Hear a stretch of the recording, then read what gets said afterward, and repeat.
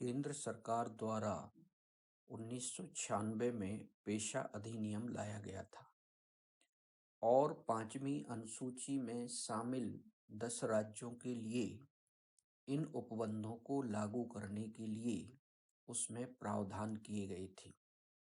चूंकि पंचायत राज्य सूची का विषय है, इसलिए केंद्र सरकार ने ये दायित्व राज्यों पर छोड़ दिया।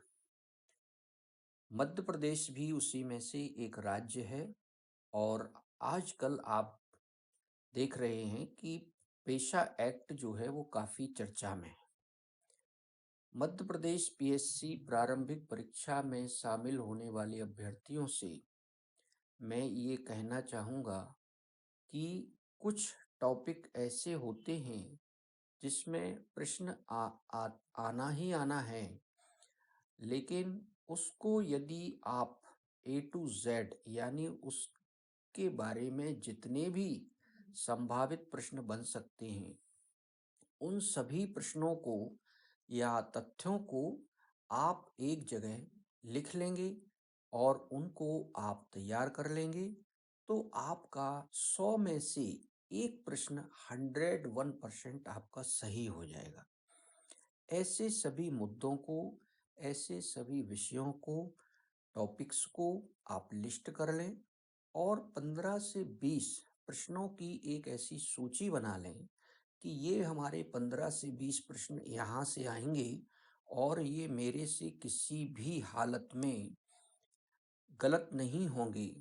तो ये मान के चलिएगा कि अगर आप 65 क्वेश्चन पर हैं तो आपके 15 क्वेश्चन प्लस हो जाएंगे और आप जो है कट ऑफ की समस्या से आप निकल आएंगे और आप सेफ साइड हो जाएंगे, एकदम सुरक्षित हो जाएंगे।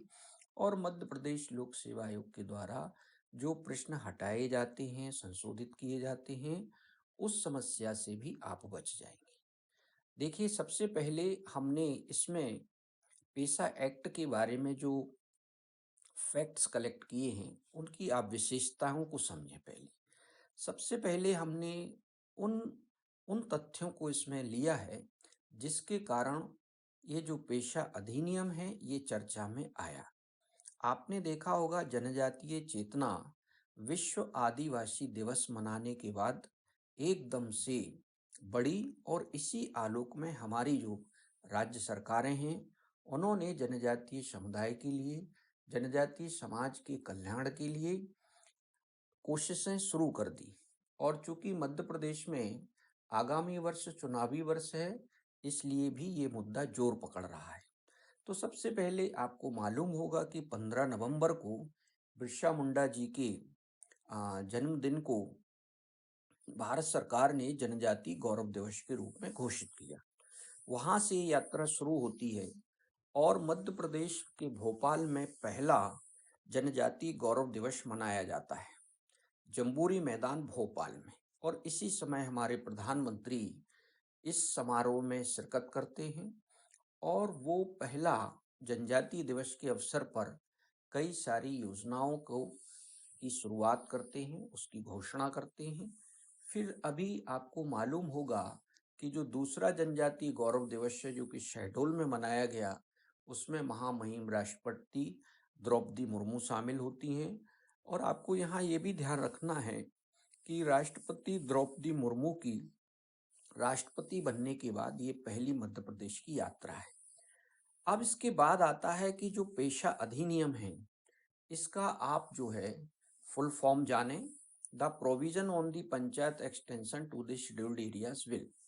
तो ये अधिनियम जो है ये आया था आपका जो 1991 में भारत सरकार ने जो औद्योगिक नीति घोषित की थी 24 जुलाई 1991 को, और उसके बाद भारत में आर्थिक उदारीकरण की जो प्रक्रिया शुरू की गई थी, उसमें आदिवासी समाज बहुत अधिक प्रभावित हुआ था। इसीलिए आदिवासी समाज के द्वारा जो समय समय पर आंदोलन हुए या विद्रोह हुआ, या जो जनजातीय लीडरशिप थी हमारी लोकसभा में, राज्यसभा में, उन्होंने इस मुद्दे को उठाया और उसी के आलोक में एक समिति का गठन किया गया। आप लोग जानते हैं, भूरिया समिति।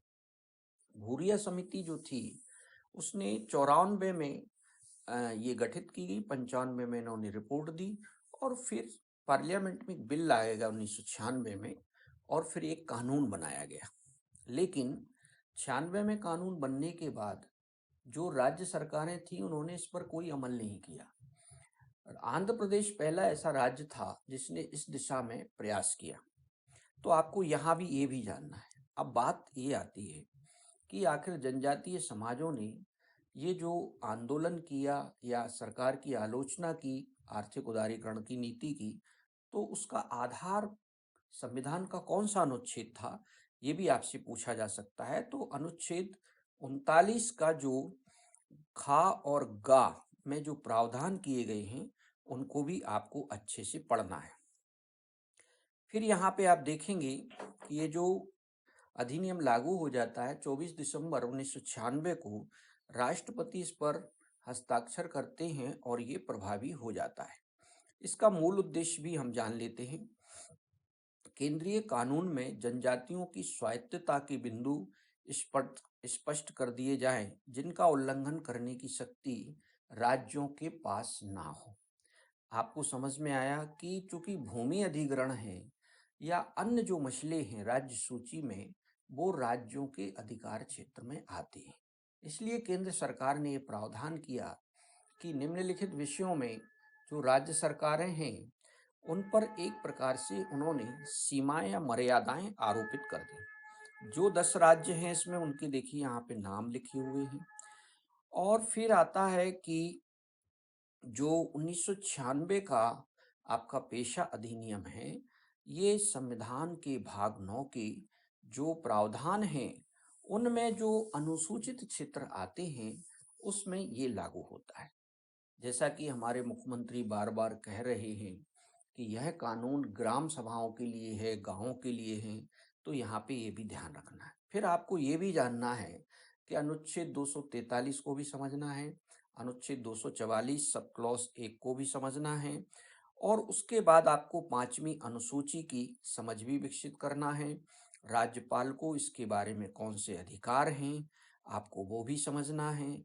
इसके बाद आपको यहाँ पे जो भारत सरकार की साइट है उसको भी मैं यहाँ पे थोड़ा सा जूम करके आपको दिखा दे रहा हूँ कि उसमें जो विषय हैं आप देखिएगा यहाँ पे, compliance of important subject laws with PESA, यानी जो 10 राज्य हैं उन राज्यों ने इन कानूनों के विषय में क्या प्रयास किए हैं उसको टेबुलेशन के फॉर्म में दिखाया गया है।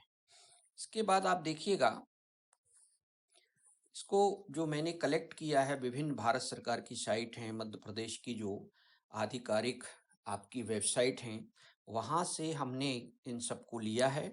फिर एक दूसरा टेबल भी यहाँ पे मैं आपको बताता हूँ थोड़ा जूम करके, ये देखिएगा आप, है ना।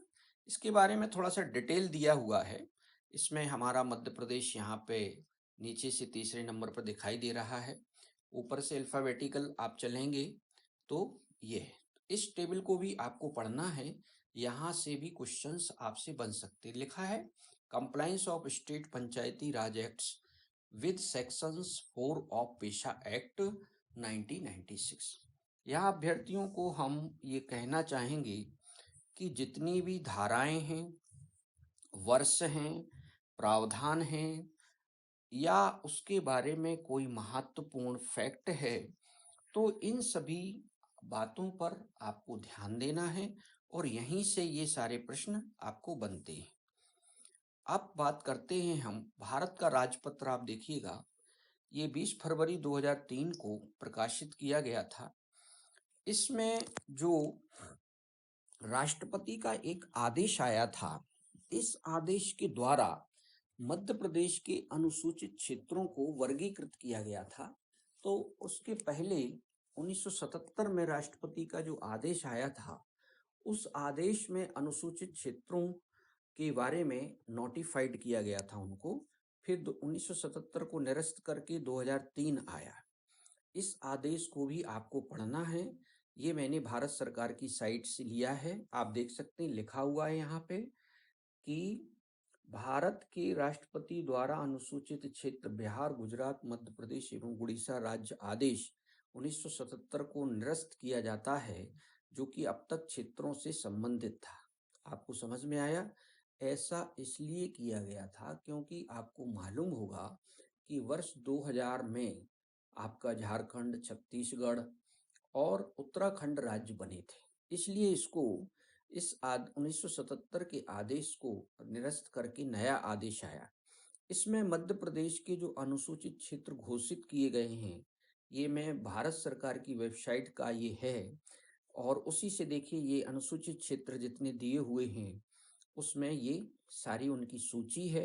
आपको मालूम होगा कि 89 जो विकास खंड है मध्य प्रदेश के, वो अनुसूचित जनजाति विकास खंड है। इनको आपको पढ़ना है। उस समय राष्ट्रपति हमारे एपीजे कलाम साहब थे, जिन्होंने इस पर हस्ताक्षर किए थे, और उस समय सुभाष सी जैन जो हैं वो सचिव हुआ करते थे। अब आता है कि मध्य प्रदेश पंचायत उपबंध अनुसूचित क्षेत्रों पर विस्तार नियम जो 2022 है, इसका देखिए राजपत्र आपको मैंने यहाँ पे उसका जो प्रथम पेज है वो मैंने यहाँ पे लिया हुआ है। इसको आपको ध्यान से पढ़ना है। इसमें जो भी आपके नियम हैं, वर्ष हैं, ये कब जो है इसको प्रकाशित किया गया, प्रकाशन की तिथि। आपको याद होगा कि 2020 के पहले जो अधिनियम वाला एक आपका यूनिट था, उसमें किस ढंग से क्वेश्चन पूछे जाते हैं, थोड़ा सा वो अप्रोच लेकर के हमें इस मध्य प्रदेश का जो राजपत्र आया पेशा एक्ट के बारे में, इसको भी पढ़ना है और इसके जो मुख्य मुख्य प्रावधान हैं वो आपको जानना है। जैसे जमीन भू अर्जन के लिए क्या प्रावधान किए गए हैं, तो इसमें कई सारे चैप्टर हैं। उन चैप्टर्स में आपको क्या क्या प्रावधान किए गए हैं, वो चूंकि ग्राम सभा का ये अधिकार क्षेत्र है, खासतौर से जनजातीय समाज के लिए ये अधिकार क्षेत्र उनको दिया गया है ताकि वो एम्पावर्ड हो सके, अपने निर्णय स्वयं ले सकें। उसमें एक आपको मालूम होगा कि हमारी मध्य प्रदेश सरकार ने एक साहूकारी अधिनियम था, उसको भी संशोधित किया है। तो ये जितने भी इससे जुड़े हुए टॉपिक हैं वो सब आपको यहाँ पे पढ़ना है। उसके बारे में यहाँ पे मैंने एक सरल भाषा में जो लिखा है। एक राजपत्र की भाषा थोड़ी कानूनी होती है तो वो कम समझ में आती है, इसीलिए मैंने यहाँ पे उसका ही एक सरलतम रूप जो है यहाँ आपको मैंने शामिल किया है ताकि आप ठीक से तरह से इसको समझ पाएं। इसके बाद आपको मालूम होगा कि जो टंटिया मामा हैं उनका नाम पर इंदौर में 2-3 स्थानों के नाम चेंज किए गए हैं। उसकी भी एक अधिसूचना है, उसको भी आप ठीक तरह से पढ़ लें। तो मैं आपको अंत में यही कहना चाहूँगा कि ये जो पेशा एक्ट है उसमें कुछ एक तथ्यों को पढ़ कर के आप एक कॉन्फिडेंस डेवलप नहीं कर सकते हैं कि यहाँ से अगर हमसे क्वेश्चन पूछा जाएगा तो हम ये क्वेश्चन कर पाएंगे। इसलिए मैं आपको ये कहूँगा कि सबसे पहले आप ये जो मुद्दा चर्चा में आया है उससे जुड़े हुए तथ्यों को जानें, फिर इसका संवैधानिक आप परिप्रेक्ष्य जानें, मूल संविधान में इसके बारे में क्या प्रावधान किया गया था, यानी 5वीं सूची। फिर इसके बाद आप 5वीं अनुसूची के बारे में जो डेवलपमेंट हुए उनको जानें। फिर इसके बाद आपको 73वां संविधान संशोधन जो हमारा आया उसके आलोक में अनुच्छेद 243 जानें, फिर 244 को भी जानें आप। और संविधान को आप समझने के बाद फिर आप ये जानने का प्रयास करें कि इसमें जो समय समय पर राष्ट्रपति के आदेश के द्वारा जो अनुसूचित क्षेत्र घोषित किए गए हैं उनको भी आपको समझना है। और फिर लास्ट में आपको ये जानना है कि हमारी मध्य प्रदेश सरकार ने जो इसके लिए प्रयास किए हैं उन प्रयासों में कौन कौन से डेवलपमेंट है, मतलब जो जनजातीय दिवस मनाए गए वो कब मनाए गए और कहाँ मनाए गए, उसमें कौन से लोग आए शामिल हुए, कौन सी योजनाओं को शुरुआत की गई और सरकार आगे इसके लिए और क्या करने जा रही है। आपको मालूम होगा कि जो 89 विकास खंड हैं उसमें सरकार जो है पेशा एक्ट की अवेयरनेस के लिए यहाँ पे तमाम कोऑर्डिनेटर्स को वहाँ पे तैनात करने वाली है ताकि वो इन क्षेत्रों में जाकर के जनजातीय समाज को इससे अवगत करा सकें। तो ये पूरा एक टॉपिक था। आपने देखा मैंने किस तरह से इसको तैयार किया है। अब आप इस तरह से पढ़ेंगे तो आप सोचिएगा कि आपका प्रश्न गलत होने की कोई संभावना नहीं। इतना ही नहीं, इतना ये तो रॉ मटेरियल हुआ। अब बात करते हैं एमसीक्यूज की। मान लीजिए कि पेशा एक्ट पर 50 क्वेश्चन बन रहे हैं एमसीक्यूज। तो एमसीक्यूज लगाने से ये चीज़ें रहती हैं कि आपने जो कुछ भी पढ़ा है वो क्लियर हो जाता है, और यदि उसके गलत होने की संभावना है तो वो हम पहले ही गलत करके उसको करेक्ट कर सकते हैं, ताकि हम एग्जाम में उसको गलत ना करें। इसी तरह से G20 शिखर सम्मेलन आपको मालूम होगा कि हमारे भारत में 2023 में होने जा रहा है। उसका भी हमने कंटेंट इसी प्रकार से तैयार किया है। हमारी कोशिश ये रहती है कि जहाँ से प्रश्न पूछे जाने हैं और पहले से ही निश्चित है कि यहाँ से प्रश्न आना ही आना है, तो आपको क्या करना चाहिए, उसमें अपनी रणनीति बनाना चाहिए कि A to Z कि उसके बारे में सारा कुछ हम पढ़ लें।